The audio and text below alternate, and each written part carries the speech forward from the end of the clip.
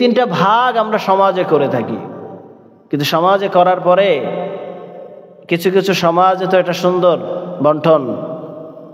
এক হলো গরিবদের জন্য যেটা দেয় সেটা গরিবদের জন্যই দিয়ে দেয়, আর নিয়ে আসে না। আর কিছু কিছু সমাজ এটা মনে করে যে আমরা ওখানে করব, সবাই মিলেমিশে মহাব্বতের ভিত্তিতে গোশতটা বন্টন করে এনে সবাই ভাগ করে খাবো। চিন্তাধারা তো সুন্দর যে সবাই মিলেমিশে, কিন্তু বাস্তবতা হলো যেটা আমরা গরিবদের জন্য একবার দিয়ে দেই, আমরা যদি আবার ওটা বন্টন করে নিয়ে আসি তাহলে গরিবের হকটাই জানি আবার বাড়িতে ফিরে আসে। আমি দিলাম আবার নিয়ে আসলাম, কি লাভ হলো? আজকে হয়তো আমি 1 কেজি 2 কেজি গোশত কম খাবো, কিন্তু আপনার আমার উসিলায় তো আমার গরিব মানুষরা খেতে পারবে, অসহায় মানুষরা খেতে পারবে। আমার কিছু ভাই সারা বছর গোশত খাইতে পারে না, কিছু ভাই তাদের বাচ্চাদের খাওয়াইতে চায় কিন্তু খাওয়াইতে পারে না, এমন ভাইদেরকেও তো খাওয়ানো দরকার। একটা সুযোগ আসছে আমরা দিয়ে দেই, না নিয়ে আসি। হাদিসের মধ্যে রাসূলুল্লাহ সাল্লাল্লাহু আলাইহি ওয়াসাল্লাম বলেন, কোনো জিনিস কাউকে হাদিয়া দেওয়া বা সদকা দেওয়ার পরে ওইটা ফিরিয়ে আনা, এটা কেমন জানি কুকুর বমি করে আবার খেয়ে ফেলা। এই কথাটা কিন্তু অত্যন্ত মারাত্মক কথা। কুকুর বমি করে খাওয়াটা যেমন ঘৃণিত কাজ, কাউকে কোনো কিছু দিয়ে আবার নিয়ে আসাটাও কেমন ঘৃণিত কাজ। আমরা অবশ্যই কাউকে খোঁটা দেওয়ার জন্য নিয়ে আসি না, হিংসার বশীভূত হয়েও নিয়ে আসি না, অহংকারের কারণেও নিয়ে আসি না। আমাদের চিন্তাধারাও সুন্দর যে আমরা সবাই মিলেমিশে খাবো, কিন্তু কাজটা কেমন জানি আমাদের অজান্তে একটু জঘন্য হয়ে যায়। এজন্য আমরা যেটা দিয়ে দিব ওইটা আর নিব না, যারা দিয়ে দিব এটা দিয়েই দিব ইনশাআল্লাহ।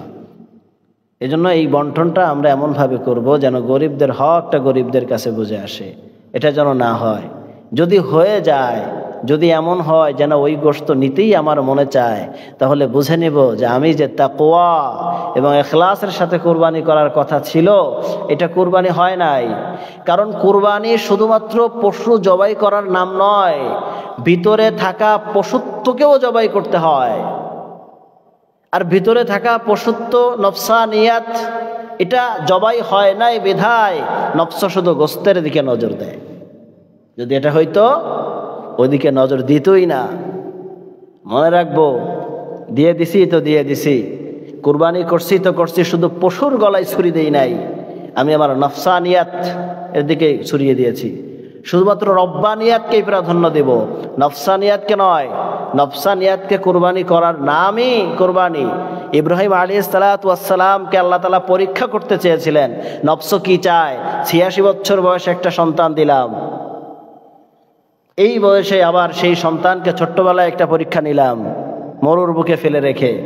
আবার যখন সন্তান বাবা বাবা বলে ডাকতে শিখছে, বাবার হাত ধরে ঘুরতে শিখছে, ফালাম্মা বালাগা মাআহু সা'য়া, যখন সে চলাফেরার বয়সে উপনীত হয়ে গেছে, এই সময় আল্লাহ পাক রব্বুল আলামিন আবার পরীক্ষা করছে, দেখি কি বলে।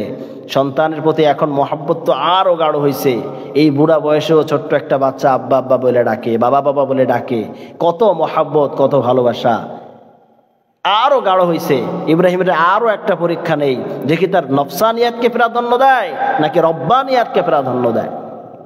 ইব্রাহিম আলাইহিস সালাতু ওয়াস সালাম কিন্তু নফসানিয়াতকে কুরবানি করতে সক্ষম হয়েছেন, আর ওটাকেই আল্লাহ পাক রব্বুল আলামিন আমাদের জন্য নিদর্শন বানিয়েছেন, ওয়া তারাকনা ফিল আখিরিন।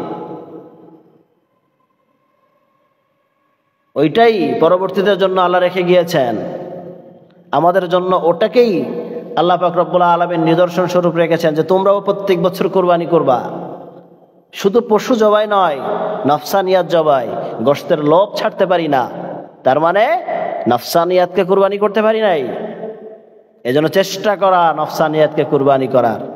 আল্লাহ পাক রব্বুল আলামিন আমাদের সকলকে ইখলাসের সাথে কুরবানি করার তৌফিক দান করেন, আমিন।